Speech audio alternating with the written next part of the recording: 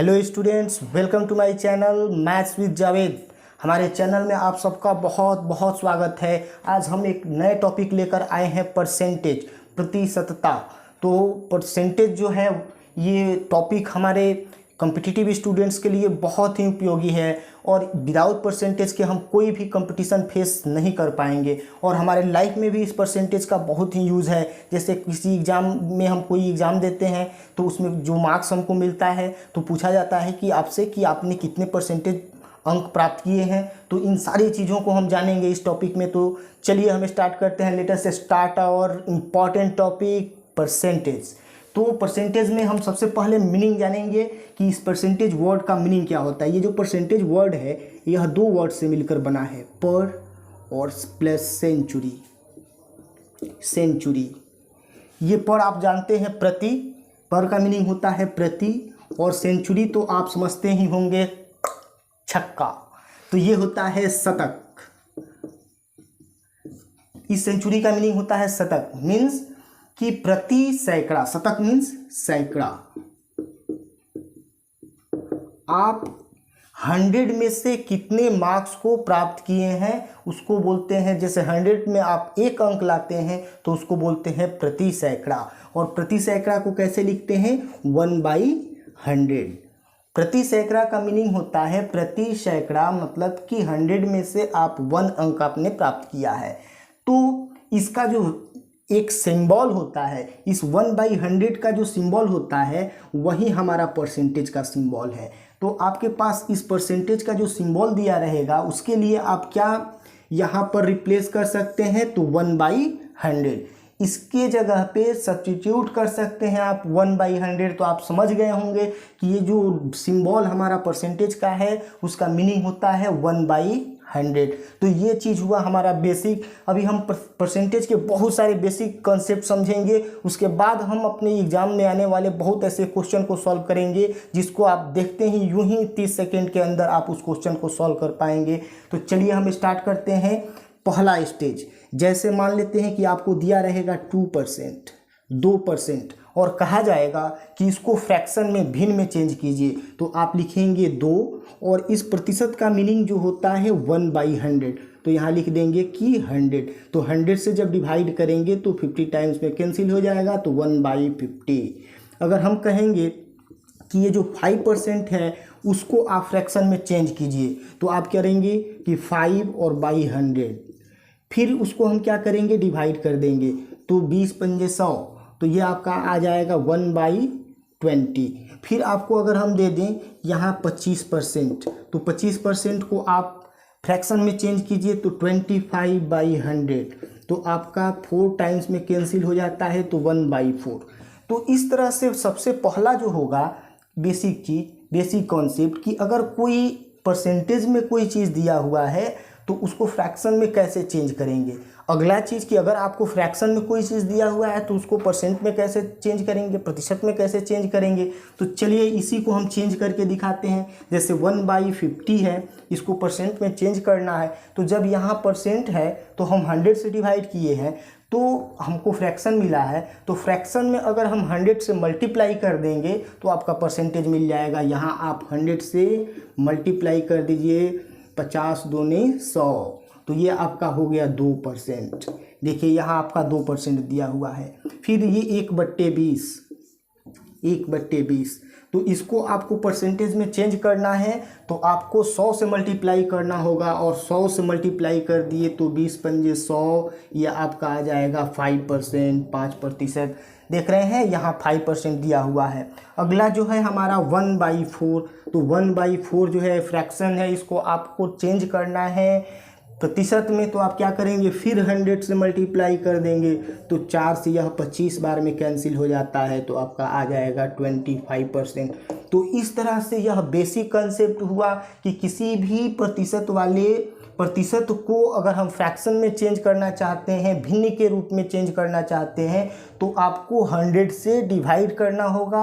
और कोई चीज़ अगर फ्रैक्शन के रूप में दिया है तो उसको परसेंटेज में लाने के लिए आपको 100 से मल्टीप्लाई करना होगा। तो चलिए अब आगे नेक्स्ट हम जानते हैं कि क्या पढ़ना है। तो स्टूडेंट्स अब चलते हैं अलग टाइप के क्वेश्चन। जैसे अगला क्वेश्चन जो है हमारा 40 का कितना प्रतिशत 10 है। ये एकदम बेसिक ही क्वेश्चन है, इसको समझना बहुत ज़रूरी है। ये छोटी छोटी चीज़ों को अगर हम समझेंगे तब जाकर आगे हमको क्वेश्चन बनाने में हमको बहुत ही आसानी होगी। तो 40 का कितना प्रतिशत 10 है, तो 10 जो है आप मान लेते हैं कि एग्जाम्पल कि आप एक 500 मार्क्स का एक एग्ज़ाम है, उसमें आपने 300 अंक प्राप्त किया है, तो वो कितना परसेंट है। तो उसी तरह का यह क्वेश्चन है। तो मान लेते हैं कि 10 आप अंक लाए हैं किससे, तो 40 से, तो आपका कितना परसेंट है यह 10, मतलब कि 40 का कितना प्रतिशत 10 है। तो 10 को हम क्या करेंगे, ऊपर लिखेंगे इंटू 100 और बाई 40। तो ये आप अगर कैंसिल करते हैं तो 4 से ये 25 बार में कैंसिल हो जाएगा, तो आपका 25% हो जाएगा। सेकेंड जो क्वेश्चन है 80 120 का कितना प्रतिशत है। अब मान लेते हैं कि कोई एग्ज़ाम है वो 120 अंक का है, उसमें से आपने 80 अंक लाया है, तो यह 80 120 का कितना प्रतिशत है। तो 80 गुने 100 और बट्टे 120। अब इसको कटाइए, 0 को 4 से इसको कैंसिल कीजिए 2 टाइम्स में, यह 3 टाइम्स में, तो आपका ये आ जाएगा 200/3। इसको ऐसे लिखा जाता है, आपके ऑप्शन में दिया रहता है 3 6 फिर 6 उसके बाद 2 और बाई 3%, 66.2/3। इस तरह का आपका क्वेश्चन इस तरह से सॉल्व हो गया। देख रहे हैं कितनी इजी वे में हम इस क्वेश्चन को सॉल्व कर पा रहे हैं। नेक्स्ट जो क्वेश्चन है, किसी संख्या का 20% 120 है, तो उस संख्या का 120% क्या होगा। अब थोड़ा सा आहिस्ते आहिस्ते हम लोग आगे बढ़ रहे हैं क्वेश्चन की तरफ। अब किसी संख्या का जो है ना 20% है वो 120 है, तो मान लेते हैं कि वो जो संख्या है वो संख्या आपका x है और उसका 20%, तो 20% का मतलब 20/100 और वह कितना है, तो 120 है। तो उस संख्या के बारे में आप पता कर लेंगे। उसके बाद जब हमको ये संख्या मिल जाएगी तो उसका 120% आप निकाल लेंगे। तो ये देखिए, ये आपका 5 टाइम्स में कैंसिल हो जाएगा, 5 जाकर इधर मल्टीप्लाई होगा, तो x का जो वैल्यू होगा आपका 600 हो जाएगा। अब वो जो संख्या है वो कितना है, 600। अब उसका आपको 120% निकालना है, तो यहीं पे आप कर दीजिए 120%। तो यहाँ से आप 00 से 00 कैंसिल कर लिए, 12 में 6 से करते हैं मल्टीप्लाई, तो 72 720% होगा। इस तरह से एक अलग टाइप का क्वेश्चन नेक्स्ट कि x का x% 49 है, तो x का वैल्यू ज्ञात करें। ये बहुत ही अलग टाइप का क्वेश्चन है। जैसे मान लेते हैं कि x का मतलब होता है मल्टीप्लाई करना, गुना करना, और x% मीन्स x/100 = 49। तो यहाँ से अगर आप क्रॉस मल्टीप्लाई करें तो यहाँ x² = 4900। तो यहाँ से x का वैल्यू निकालेंगे तो ये x² उधर जाके आपका क्या हो जाएगा, √4900। तो स्क्वायर रूट जब आप निकालेंगे तो 49 के लिए 7 और 00 के लिए 1 0। तो ये जो 7 है वो x का वैल्यू आपका यहाँ से पता हो गया। तो आप देख रहे हैं ना किस तरह से हम लोग इजी वे में छोटे छोटे क्वेश्चन को कलेक्ट कर रहे हैं, उसको बहुत ही आसानी से सॉल्व कर रहे हैं। और आगे हम ये जो अभी हम बना रहे हैं ये वीडियो पार्ट 1 है, इसके बाद हम पार्ट 2 भी बनाएंगे, पार्ट 3 भी बनाएंगे। आपको बहुत सारे जो टिपिकल क्वेश्चन है बहुत ही आप आसानी से सॉल्व कर पाएंगे। तो अब चलिए नेक्स्ट टाइप के क्वेश्चन को सॉल्व करते हैं। तो स्टूडेंट्स, हम आहिस्ते आहिस्ते एक स्टैंडर्ड क्वेश्चन की तरफ मूव कर रहे हैं। उसको जानने से पहले हम लोग को समझना पड़ेगा ये वृद्धि और कमी, वृद्धि प्रतिशत और कमी प्रतिशत के बारे में हम लोग जानेंगे। जैसे एक वृद्धि प्रतिशत का हमने फॉर्मूला बनाया कि वृद्धि प्रतिशत अगर आपको निकालना है तो अंतर गुने 100 और छोटी संख्या, और कमी प्रतिशत अगर आपको निकालना है तो अंतर गुने 100 बट्टा बड़ी संख्या। ये छोटी संख्या और बड़ी संख्या अभी आपको क्लियर नहीं हो पाएगा, जब हम क्वेश्चन सॉल्व करेंगे तो बहुत ही आसान हो जाएगा। और इस फॉर्मूले का यूज करके हम बहुत सारे क्वेश्चन को सॉल्व कर पाएंगे। आप देखेंगे कि आगे जो हमारा वीडियो आएगा इससे स्टैंडर्ड जो क्वेश्चन होंगे उसमें इस फॉर्मूले का ही यूज करके हम बहुत सारे डिफ़िकल्ट क्वेश्चन को हम क्या करेंगे, सॉल्व कर पाएंगे। तो इसको बताना बहुत ही ज़रूरी था, तो हमने इसको अभी बता दिया कि वृद्धि प्रतिशत के लिए ये फॉर्मूला और कमी प्रतिशत के लिए ये फॉर्मूला। इससे कुछ छोटे छोटे क्वेश्चन हमने लिए हैं कि ये 40 जो है वो 60 से कितना प्रतिशत कम है, और दूसरा जो क्वेश्चन है 120 वो 80 से कितना प्रतिशत अधिक है। इस दोनों ही क्वेश्चन को देखिए हम कितने आसानी से सॉल्व करते हैं। कि 40 जो है 60 से कितना प्रतिशत कम है, मतलब हमको कमी प्रतिशत निकालना है।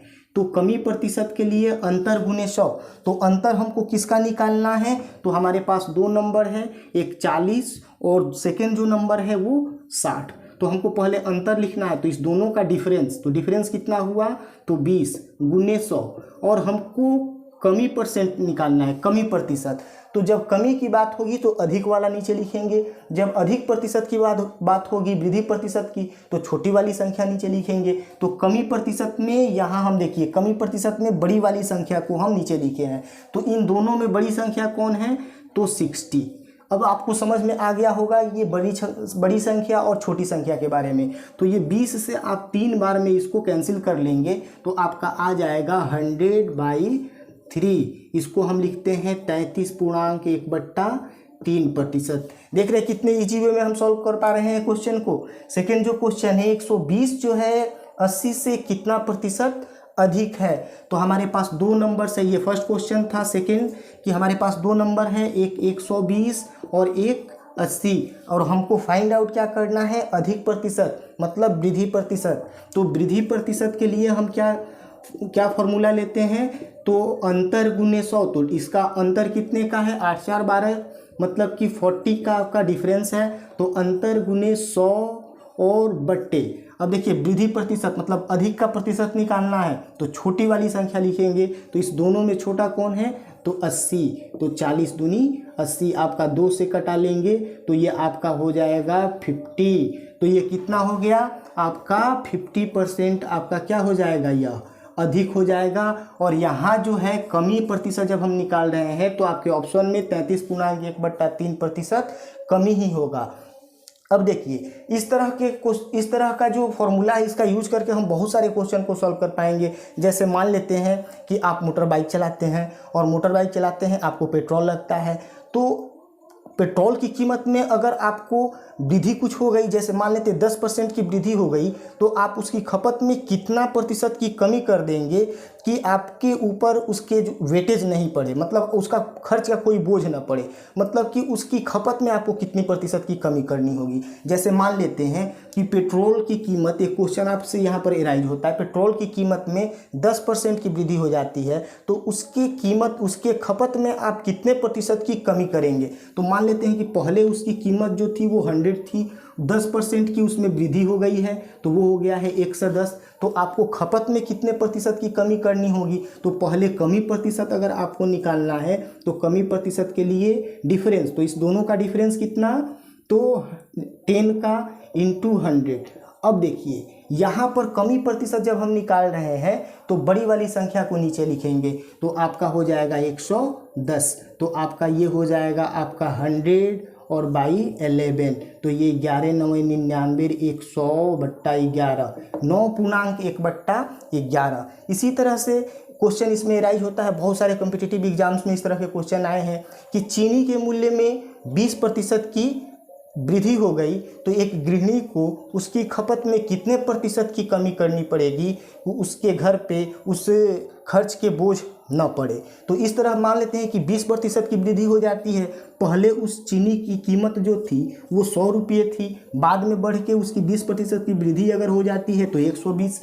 अब हमको क्या निकालना है, उसकी खपत में कमी प्रतिशत निकालनी है। तो कमी प्रतिशत निकालना है तो कमी प्रतिशत के लिए हम क्या लिखते हैं, दोनों का डिफरेंस। तो डिफरेंस कितने का है, तो 20 का। तो 20 इंटू 100 और बाई, अब कमी प्रतिशत में अधिक वाली संख्या तो 120। अब यहाँ इससे कैंसिल कर लेंगे जीरो को, 2 से ये 6 बार में कट जाएगा, ये फिर 50 बार में, ये 3 बार में, फिर यहाँ पर आपका आ गया 50 और बाई 3, तो यह 16.1/3% की क्या हो जाएगी, कमी करनी पड़ेगी उसकी खपत में, तो उसके घर में कोई बोझ पैसे की नहीं पड़ेगी। तो आप देख रहे हैं ना कि किस तरह से हम इस तरह के क्वेश्चन को इजी वे में हम सॉल्व कर पा रहे हैं। कंपटीशन में जो होता है वो टाइम और एक्यूरेसी दोनों का बहुत ही बड़ा रोल है। अगर आपके पास टाइम से और एक्यूरेट अगर बनाते हैं क्वेश्चन तब जाके आपको मार्क्स मिलते हैं। तो इस तरह के हम वीडियोज़ और भी हम अपलोड करेंगे। अगर हमारा वीडियो आपको अच्छा लगा हो तो हमारे वीडियोज़ को लाइक करें और कमेंट बॉक्स में आकर कमेंट करें, और हमारे चैनल्स को भी सब्सक्राइब करें, अपने दोस्तों में भी शेयर करें। धन्यवाद।